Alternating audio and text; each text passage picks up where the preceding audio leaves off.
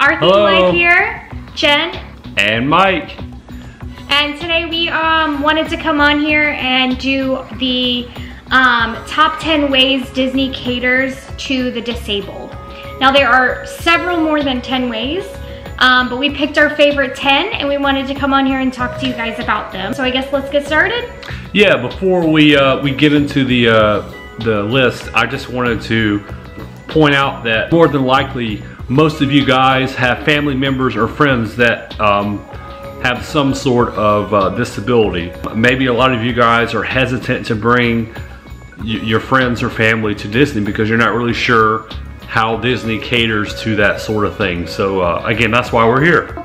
For those with cognitive disabilities, Disney offers break rooms if the person with that cognitive disability becomes overly stimulated.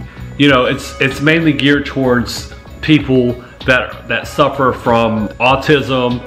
That's kind of the main thing I think that they're referring to. Yeah, sure. Absolutely. That's what cognitive disabilities are, would be more of like a learning style disability. So I guess for someone with a cognitive disability, actually I don't want to guess, I know that they can get overly stimulated pretty easily. And so by Disney creating these break rooms, they're nice and quiet. They're a great place to take that person and sit down with them if they're having like an overstimulation meltdown or whatever. I mean, it's easy to get overwhelmed not having a cognitive disability, just a regular person. If it's your first time going to Disney, even if you're a seasoned veteran, if you're going during a busy time, it can be very overwhelming. So to be able to have kind of separate break rooms and outlets for people that have cognitive disabilities, it is truly magical in its own right, for sure. Yeah, exactly. Let's see. So the next way Disney caters to the disabled are by allowing people to rent ECBs or electric conveyance vehicles or wheelchairs. Yeah, absolutely. I mean, ECBs are everywhere. We're not really sure the exact price per day.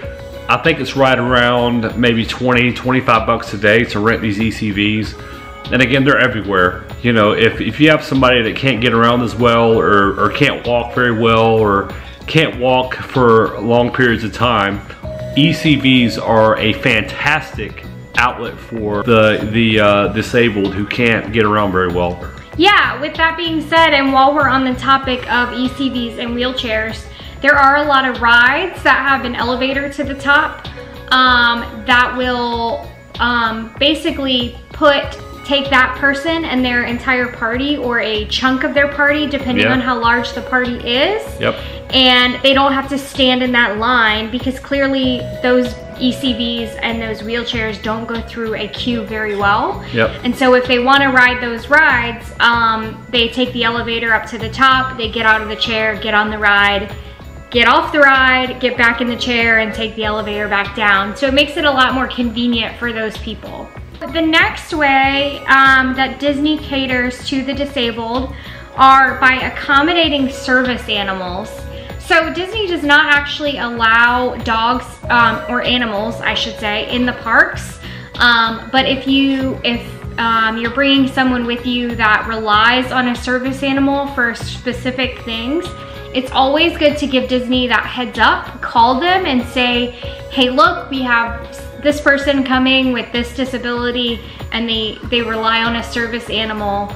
And that way they will have special accommodations for that service animal in the park. So yeah, don't be surprised if you see service animals. We've also seen service animals in training in the parks.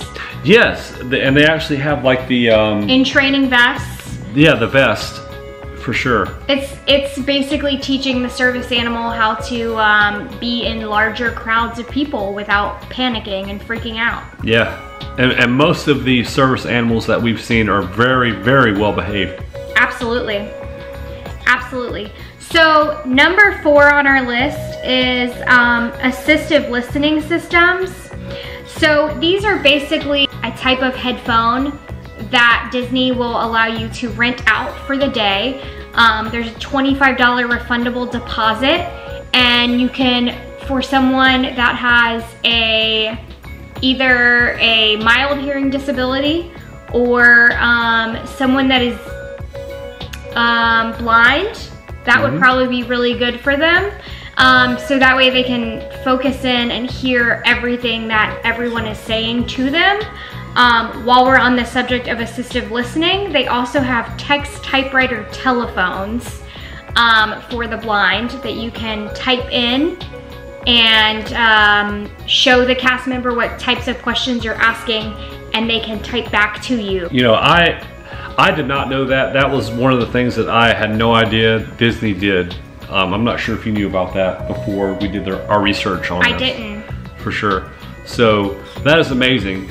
Again, sights and sounds are a huge part of Disney World. Walt Disney World, Disneyland, all the international Disney parks. I mean, Disney in general, really. And to be kind of restricted, if you have a disability to where you're restricted in terms of sight or sound, Disney caters to you in some way, shape, or form, for sure. Yeah, and here's a little fun tip. This is a little fun tip that I learned while researching more about the text typewriter telephones. So a lot of cast members are actually allowed to keep pads of paper and pens at their stations. For those that are not fluent in sign language, they can still have a communication with someone who is deaf. Also, there are cast members who are fluent in sign language, and there is a specific logo on their name tag that lets that person know that they can speak to them in sign language. Very cool. Again, I did not know this stuff. It's very easy to overlook these types of things that Disney provides if you're just going and you don't have anybody in your party that has a certain type of disability. So it's really cool to stop and take in all of the awesome services that Disney provides for not only us guests without disabilities, but guests with disabilities. So it's truly magical. Yeah, absolutely. It definitely is. So the next thing on our list is reflective captioning. This is for theater shows.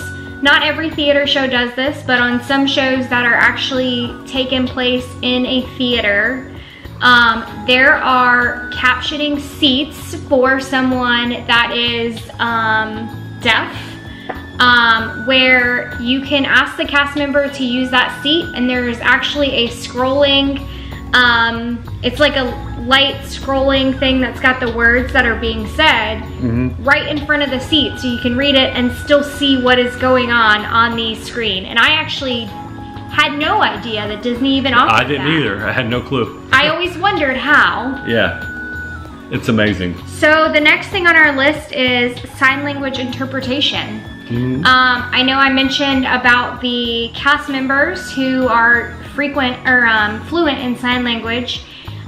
There are also specific shows that you can ask a cast member to have an interpreter come with you into the show, and that interpreter will sit there and they will sign everything to you.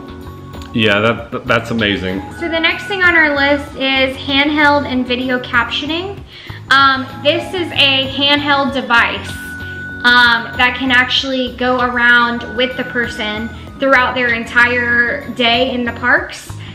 They can actually carry it around with them, and it will interpret what people are saying.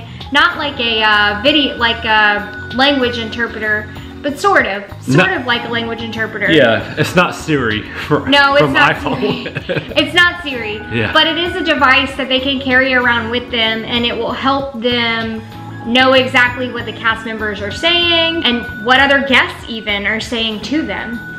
Yeah, that is huge. So the next thing on our list is audio description devices.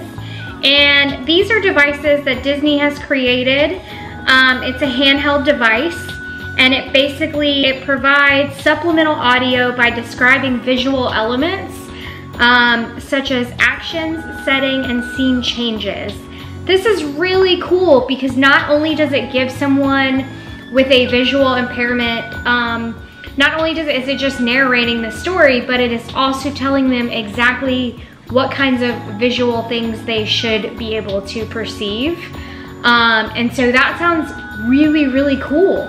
Yeah, it's almost like an interactive audiobook. Yeah. You know, in terms of taking an audiobook to the next level with visual cues and visual presentations and stuff like that, for sure. Yeah. Okay, so the next thing we have on our list are Braille guidebooks. So these are guidebooks that will lead someone who is blind through the parks by using Braille maps, as well as descriptions of what the rides and shows and restaurants are in Braille. Very cool. Very, very cool. Another great way that Disney caters to disabled guests, for sure. Yeah, absolutely. And so the number 10 way that Disney caters to the disabled are with digital audio tours. So this is an audio tour that is digitalized, obviously, digitized, and it helps someone with a visual impairment know exactly where they are and what they are doing. So very similar to the Braille guidebooks, but it would, instead of actually them reading it, they can actually hear it described. So you guys, this is, like I said earlier, this is only a small portion of the way that Disney caters to someone with a disability. So if you have someone in your party that is disabled, please be sure to do your research and look up the other ways that they're going to be able to cater. But we just wanted to bring you our favorite 10 ways that Disney caters to someone with a disability. Again, guys, there's more ways that Disney caters to disabled guests out there, but we just felt like these were the most important, for sure. So if you guys like this video, hit the like button, be sure to subscribe, comment, check out our other social media down in the description box below. We also have a PayPal account. Again, it's one of those things, you guys don't have to, no pressure. It's kind of like tips, just to support us, so we're able to do more Disney videos and bring more awesome content to you guys. With that, guys, that is it for this video. Until next time, live your themed life and make it special. Bye, guys. Bye.